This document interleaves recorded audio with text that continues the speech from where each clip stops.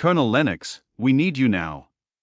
The man who said it wore full tactical gear and a rank insignia that had no business being inside a county emergency room. Behind him, 2 armed operators blocked the exit. Outside, a Blackhawk sat in the physician parking lot, rotors still cutting through the rain. Every nurse, every doctor stood frozen, all of them staring at the same woman, the quiet one, the one who changed bedpans and never complained and never talked about where she came from. She didn't look surprised by any of it. She only looked tired, the way someone looks when they always knew this moment would find them. If you want to know what she was hiding, and why the most dangerous person in that building had been mopping floors for 3 weeks, stick around. And if you haven't already, subscribe to Mystic Chapters so you never miss a story like this one. Oak Creek Memorial was the kind of hospital that people in the Pacific Northwest ended up at when they had no other choice. Tucked into a narrow valley 3 hours from Seattle, it handled logging accidents, bar fights, and the occasional overdose, a Level 3 trauma center that ran on institutional coffee and the quiet desperation of a staff that had been shorthanded for years. The fluorescent lights in the main corridor flickered every time the heating system kicked on.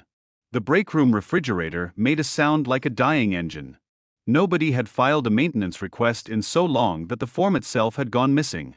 The hospital ran on hierarchy the way most small institutions do, not on merit, but on tenure. Those who had been there longest spoke the loudest, and those who were newest learned quickly to keep their heads down. Avery Lennox had been a nurse at Oak Creek Memorial for exactly 3 weeks, and in that time she had mastered the art of disappearing in plain sight. She wore scrubs a size too large. She kept her ash-brown hair twisted into a tight bun at the base of her neck. She took every overnight shift that nobody else wanted, showed up early, left late, and never once mentioned where she had worked before or why she had chosen a place like this to start over. The head of nursing, Marlene Keating, had been running the emergency department for over 20 years with the energy of someone who treated competence as a personal insult to her authority. She assigned Avery the worst of everything: stripping and remaking beds, mopping up after trauma cases, managing the drunk and combative patients who came in on Friday nights, entering billing codes at 2 in the morning. Marlene had decided in the first week that Avery was unremarkable, and once Marlene made up her mind about a person, no evidence to the contrary could reach her. Dr. Graham Vance, the department's senior emergency physician, had a different set of problems. He was loud where Avery was quiet, certain where she was careful, and he wore his credentials like a man who needed everyone in the room to know exactly how many years he had spent earning them. 3 nights before the pileup, a patient had come in with a cardiac arrhythmia, and Graham had called the wrong medication. Not dangerously wrong, but wrong enough that the patient's condition deteriorated faster than it should have. Avery had been standing at the medication cart. Without drawing attention to herself, she had placed the correct drug into the hand of the charge nurse and said quietly that the doctor might want to reconsider the defibrillation setting. The patient survived. Graham accepted the praise from the attending cardiologist without ever acknowledging that the correction had come from the woman changing bed sheets in the hallway. Tessa Monroe, 24 years old and 6 months out of nursing school, had watched the whole thing happen. She was the only person on staff who seemed to notice that something about Avery didn't add up, not in a threatening way, more the way you notice a piece of furniture in a room is slightly off-center. Everything was technically in the right place, but the proportions were wrong. Tessa hadn't said anything about it. She kept watching. The night of the accident started like any other, badly, and without warning. The call came in just after 11. A 10-vehicle chain collision on the interstate, triggered by black ice and a jackknifed lumber truck, had sent 9 people to Oak Creek and 3 more to the regional center 40 miles east. The emergency bay filled up in under 20 minutes. Graham was managing 2 cases simultaneously, barking orders at anyone within earshot. Marlene moved through the controlled chaos with the efficiency of long habit, triaging, delegating, keeping the department from tipping into full disorder. Avery was doing what she always did, staying at the edges, handling what needed handling, making herself useful without making herself visible. The young man came in on the 3rd ambulance. He was in his early 20s, broad-shouldered, still wearing the remnants of a flannel work shirt the paramedics had cut open. His blood pressure was dropping fast, his heart rate climbing in compensation, and the left side of his chest was dark with bruising from clavicle to lower rib. He was barely responsive. The paramedic rattled off the vitals during handoff, and Graham moved in immediately, calling for an ultrasound and ordering fluid resuscitation, already building his diagnosis around internal abdominal bleeding. Avery stood just outside the trauma bay doorway. She wasn't supposed to be managing this case. Marlene had her assigned to intake paperwork, but something made her stop. She looked at the patient the way a person looks at something when they're trying to read it rather than react to it. She watched the respiratory tech squeeze the bag valve mask. She watched the left side of the patient's chest. It didn't rise, not even slightly, while the right side expanded with each compression. She looked at his neck. The veins along the jugular were distended, raised, visible in a way that had nothing to do with fluid volume. She looked at the slight but unmistakable deviation of his trachea toward the right. Everything she was seeing pointed to the same conclusion, and none of it matched the diagnosis Graham was building at the monitor. The patient had a tension pneumothorax. Air was trapped in the pleural space, collapsing the lung and pushing the heart sideways. The ultrasound Graham was waiting for would tell him nothing useful. The fluids would do nothing. In less than 60 seconds, the pressure would stop the heart entirely. Avery walked into the trauma bay. She didn't ask permission. She moved to the supply cart, picked up a large bore needle, and reached across to take Graham's wrist in a grip firm enough to stop him mid-motion. He turned to her with the expression of a man about to say something cutting, and she spoke before he could get a word out. Her voice had changed. It was the same voice, technically, same pitch, same accent, but every trace of hesitation had left it. She told him where the needle needed to go and why, and she told him to do it immediately. The words weren't a suggestion. The room went very still. Graham stared at her for a moment that lasted longer than it should have. Then something in the specificity of what she had said, the anatomical landmarks, the clinical certainty, the absence of hesitation, cut through his resistance. He took the needle. He followed her instruction. When the tip entered the second intercostal space at the mid-clavicular line, a rush of pressurized air hissed out with enough force to be audible across the room. The patient's blood pressure began climbing on the monitor. His heart rate steadied. Color moved back into his face. Avery stepped back. The shift in her was immediate and complete. Shoulders dropping, chin lowering, hands folding together in front of her. She said quietly that she had read about needle decompression in a textbook and thought it might apply. She apologized for interrupting. She left the room before anyone could respond. Tessa watched her go. She had been standing against the far wall for the entire sequence, and she had seen all of it, the way Avery had read the patient's body from the doorway, the way she had moved to the cart without any uncertainty, the way she had held Graham's wrist. People who learned things from textbooks moved differently. They second-guessed themselves. They looked for confirmation. Avery had done none of those things. She had moved like someone who had performed that exact procedure in conditions far worse than a hospital trauma bay, and the memory of it lived in her hands and her eyes rather than in anything she could have read. Tessa stored that observation somewhere quiet and said nothing to anyone. The ground started shaking at 4:47 in the morning, when the department had finally slowed to a manageable pace and half the staff was running on nothing but exhaustion. The vibration came up through the floor tiles before the sound arrived, a low physical frequency that rattled the medication carts and sent a stack of charts sliding off the nurse's station. Then the sound caught up, a deep, rhythmic percussion that grew from distant to overwhelming in the span of about 15 seconds. The fluorescent lights shuddered. Someone's coffee mug walked to the edge of the counter and fell. Through the rain-streaked windows facing the parking lot, a shape descended from the dark sky, massive, black, and completely indifferent to the clearly marked helipad on the roof of the building. The Black Hawk hit the physician parking lot hard enough to crack the asphalt. The rotors kept turning. 3 men came through the front entrance before the rotor wash had even settled. They wore tactical gear, plate carriers, communication earpieces, sidearms holstered at the thigh, and they moved through the emergency department the way people move through spaces they have already assessed from the outside. Graham stepped forward instinctively, assuming they were escorting a high-value patient, and began introducing himself. The man in front, tall, weathered face, early 40s, looked through him as though he were a piece of furniture. Marlene moved to intercept them at the corridor junction, planting herself squarely in their path and informing them, in the tone she reserved for people she intended to remove from her department, that this was a medical facility with protocols and that whatever they needed would have to wait for proper authorization. The man reached into his chest pocket and held open a credential wallet. Marlene read what was inside it. She stepped aside without another word.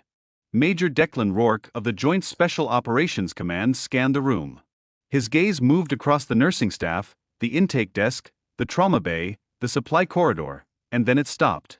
In the far corner, standing beside the nurse's station with a stack of intake forms in her hands, was a woman in oversized scrubs with her hair pulled back and her eyes already fixed on him.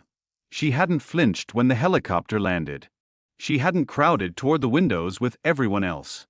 She was just watching him, and in her expression there was no confusion, only the flat, heavy look of someone who had been waiting for a door to open and was not glad to see it. Declan crossed the room and stopped in front of her. He came to attention and delivered a salute that was precise, formal, and completely out of place in a county emergency room at 5 a.m. "Colonel Lennox," he said. "We need you now." The silence that followed was the kind that changes a room permanently. Graham had turned around. Marlene was staring. Tessa, standing near the trauma bay entrance, felt the pieces she had been quietly collecting over 3 weeks suddenly lock into place with a weight she hadn't expected. Declan laid out the situation in the compressed, direct language of someone delivering a mission brief rather than an explanation. A synthetic pathogen had been detected in the ventilation system of a 50-story building in downtown Seattle. The dispersal was active.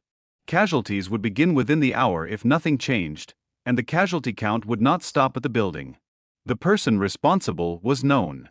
The only individual with both the biological expertise and the operational background to go in and stop it was standing in front of him holding a stack of insurance forms.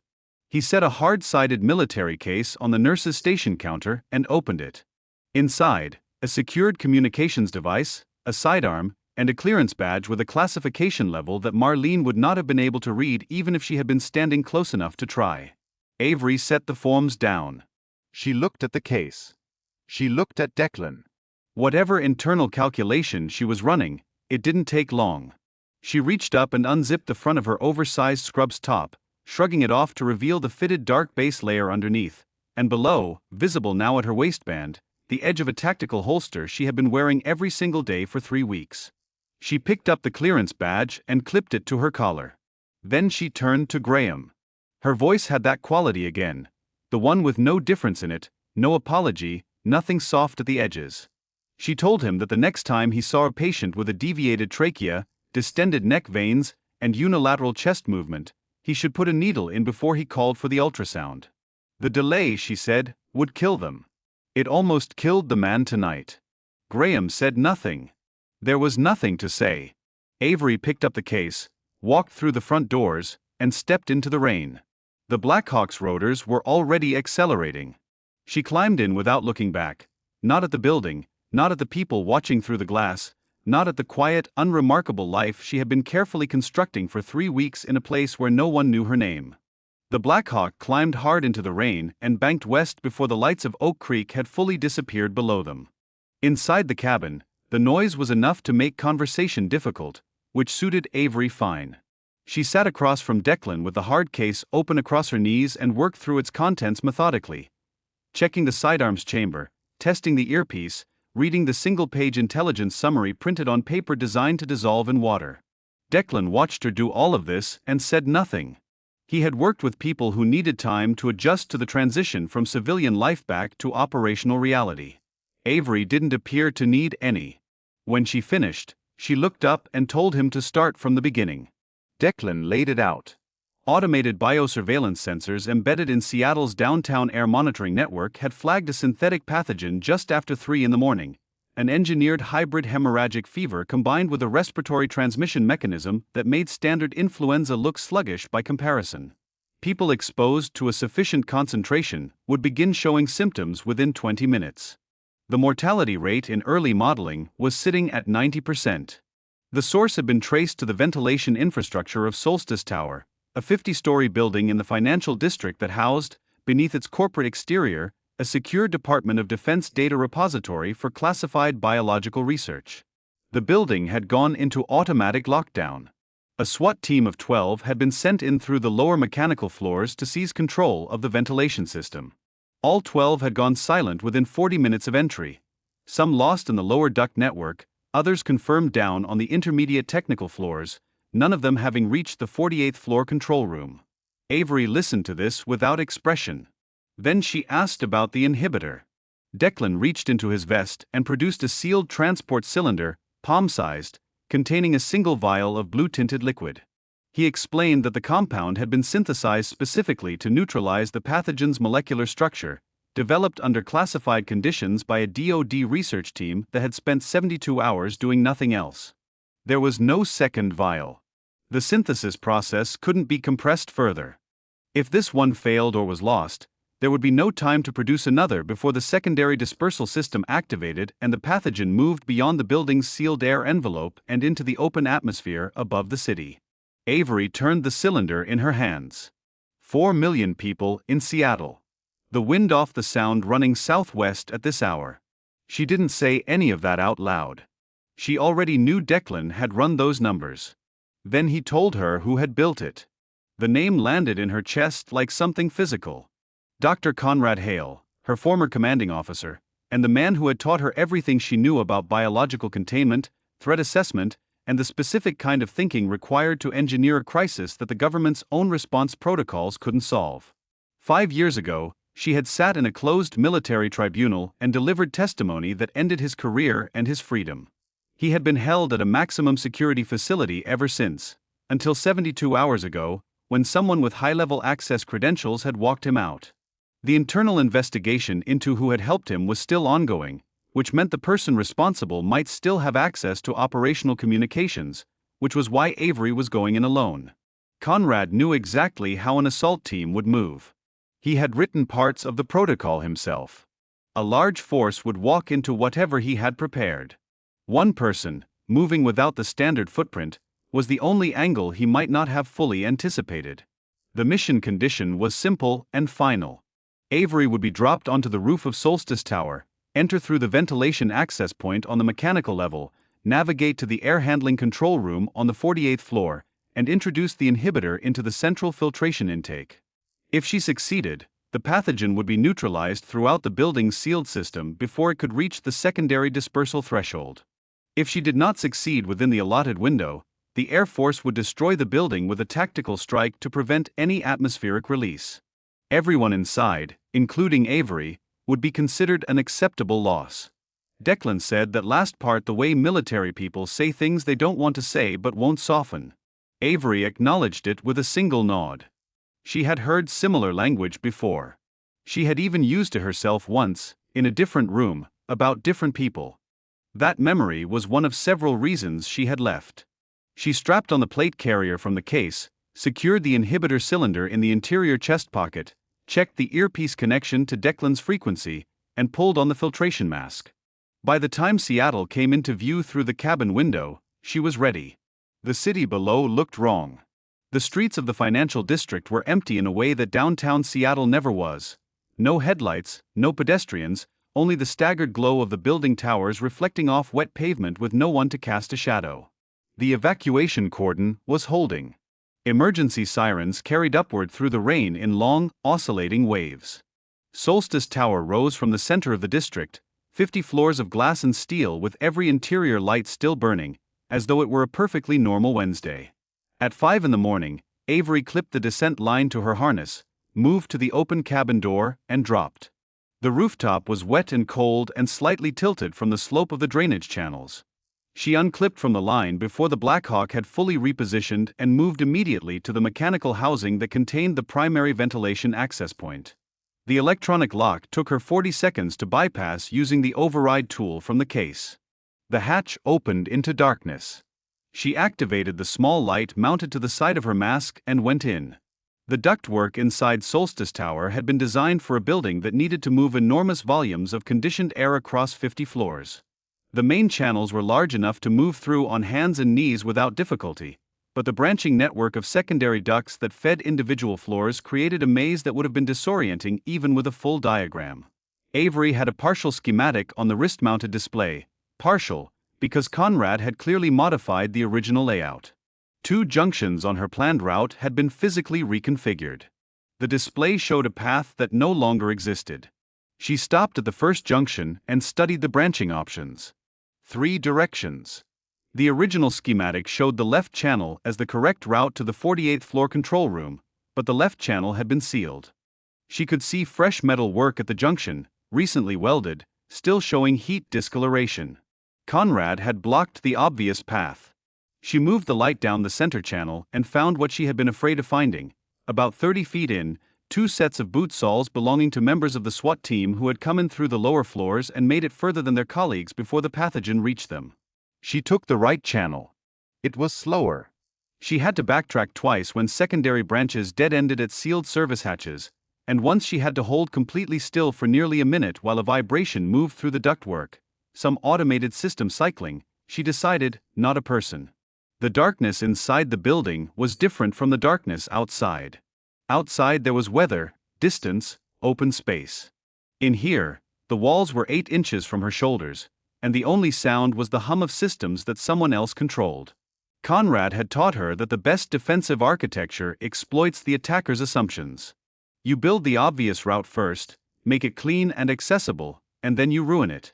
The attacker's instinct is to adapt to the next most obvious option. So you ruin that one too. The attacker who survives is the one who stops thinking about what seems most logical and starts thinking about what the defender least wants them to find. Avery had spent a long time trying to forget the things Conrad had taught her. In a ventilation shaft 40 stories above Seattle, she was grateful she hadn't managed it.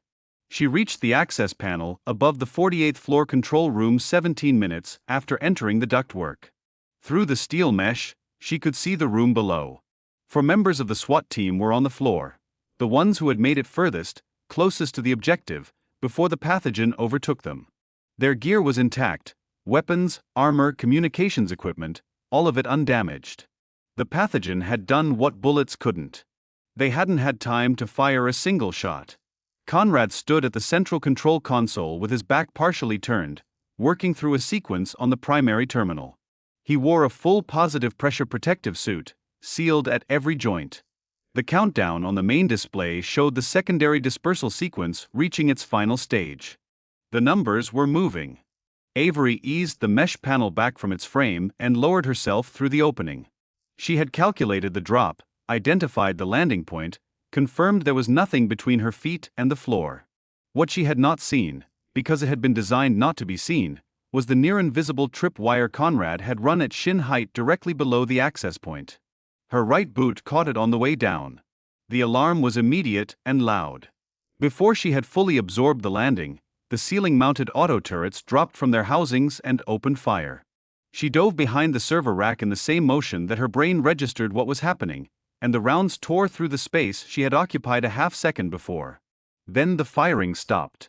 Conrad had cut the system manually. She could hear him, his voice coming through the sealed helmet of his suit, even and unhurried, the way it had always been when he was explaining something he believed completely. "I wondered if they'd send you," he said. "It makes sense. There's no one else who could have made it this far." Avery stayed behind the server rack, weapon up, working the geometry of the room from memory. 2 turrets down on the right side, still active. Console at the far end. Conrad's position center left, near the primary terminal. His voice continued, almost conversational. He said she must find it remarkable, being deployed like this, sent in alone, told the building would be destroyed around her if she failed, handed a single vial and pointed at the problem. He said the system she had served for 15 years had always operated this way. It handed people like her the impossible tasks and called it honor. He said the only difference between what he had built and what they had asked her to carry out tonight was that he was honest about what it cost. Avery came out from behind the server rack and put 2 rounds through the optical sensors of the remaining active turrets. Both went dark. She raised the weapon and trained it on Conrad. She told him to stop talking and open the system. Conrad turned to face her. Even through the protective suit, she could read his posture, not afraid, not urgent, satisfied in the way of someone watching a proof complete itself. He told her the system was biometrically locked to his own physiology. Without his left-hand scan, the central intake valve would not open, and the inhibitor cylinder in her chest pocket would remain exactly as useful as a piece of glass. She crossed the room in 4 steps and shot the weapon from his hand. The round went through his right palm. She had aimed deliberately, leaving the left intact. He went into the console hard. She had him controlled before the pain had fully registered on his face. One arm pinned his body against the terminal. The countdown on the display was under 60 seconds. Conrad looked at the numbers, then looked at her, and he said the thing that found the seam in everything she had built over the past 5 years. He said he remembered the day she testified against him. He said she had walked into that tribunal and told them he had crossed a line that couldn't be justified. And he wanted to know now, tonight, with a government-sanctioned strike aircraft orbiting overhead, ready to level the building she was standing in, what exactly she believed that line was, and which side of it she thought they were both standing on. The room was loud with the sound of systems running and the distant wail of evacuation sirens below. The countdown moved. Avery looked at him and felt the question land the way he had intended it, not as an attack, but as a mirror. It was the same question she had been carrying since the day she left the service. She had just never heard it said that plainly by anyone other than herself, alone at 3 in the morning in a rented room in a valley town where no one knew her name. She told him the difference was simple. She didn't kill people to prove it. Then she took his left wrist and pressed his hand flat against the biometric reader. The biometric reader processed Conrad's left handprint for exactly 3 seconds before the screen shifted from red to blue. The access confirmation tone was a single clean note, almost gentle, completely wrong for the moment. Conrad tried to pull his arm back the instant he heard it. Avery held him against the console long enough to register the unlock, then drove him sideways with enough force to put him into the server rack. He hit the floor hard and stayed there, cradling his wounded right hand against his chest, breathing in the controlled way of someone managing serious pain. The countdown was at 31 seconds. Avery moved to the central console. The valve interface had surfaced on the primary screen following the biometric unlock, a manual override panel that required the inhibitor to be physically introduced into the filtration intake port before the automated dispersal sequence reached 0. She had studied the building schematics on the flight in. She knew where the port was. What she had not fully accounted for was the protective casing Conrad had added over it, a secondary housing of reinforced glass, bolted at all 4 corners, designed to prevent exactly what she was about to do. She drew the weapon and put the butt of the grip through the glass in 2 strikes. The casing fractured on the first and shattered on the second, sending fragments across the console surface. She pulled the inhibitor cylinder from her chest pocket, cracked the seal on the transport cap, and exposed the vial of blue liquid beneath. Her hands were steady. That was the thing about the kind of training she had. It didn't make the fear go away. It just moved the fear somewhere that didn't interfere with the hands. The intake port accepted the vial at 22 seconds remaining. She triggered the manual override. The building's ventilation system responded immediately. She could feel it through the floor, a deep mechanical shift as the intake pressure changed and the inhibitor compound began moving through the filtration network. The central display showed distribution pathways lighting up floor by floor, the blue indicator traveling outward through the building's arterial structure like something being exhaled. The pathogen concentration readings at the top of the screen began to drop, slowly at first, then faster as the compound reached the upper distribution nodes. The countdown reached 0. Nothing exploded. No alarm. The dispersal sequence simply ended, its trigger condition no longer viable, finding nothing left to work with. The concentration rings continued falling. At the 30-second mark after the override, every atmospheric sensor in the building was reading below detectable threshold. The virus was gone. Declan's voice came through the earpiece, and for the first time since she had climbed into the Blackhawk, it carried something other than operational precision. Avery, he said her name without rank, without title, without the mission framing that had surrounded every word he'd spoken for the past 2 hours. Atmospheric sensors outside the building are clean. Strike order has been rescinded. A beat of static. You did it. She set both hands flat on the console and looked at the screen until the numbers stopped meaning anything urgent and became just numbers. Below her, 48 floors down, Seattle was still sealed behind its evacuation perimeter, its streets empty, its sirens still running. For a million people who had no idea how close the morning had come to being something else entirely. Conrad had managed to get himself upright against the server rack.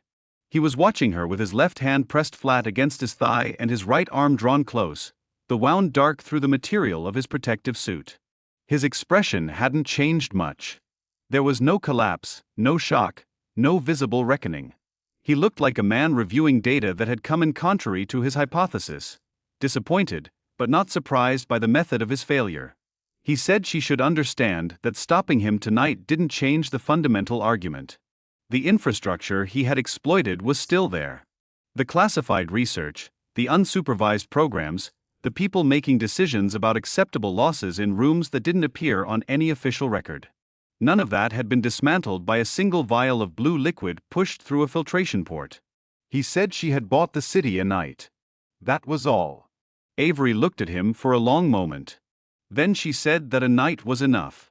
Some people would get to see the morning who otherwise wouldn't have. That was the whole point. That was the only point. He had never understood that, and that was the reason he was sitting on the floor of a building he had intended to use as a weapon, and she was standing at the console that had stopped him.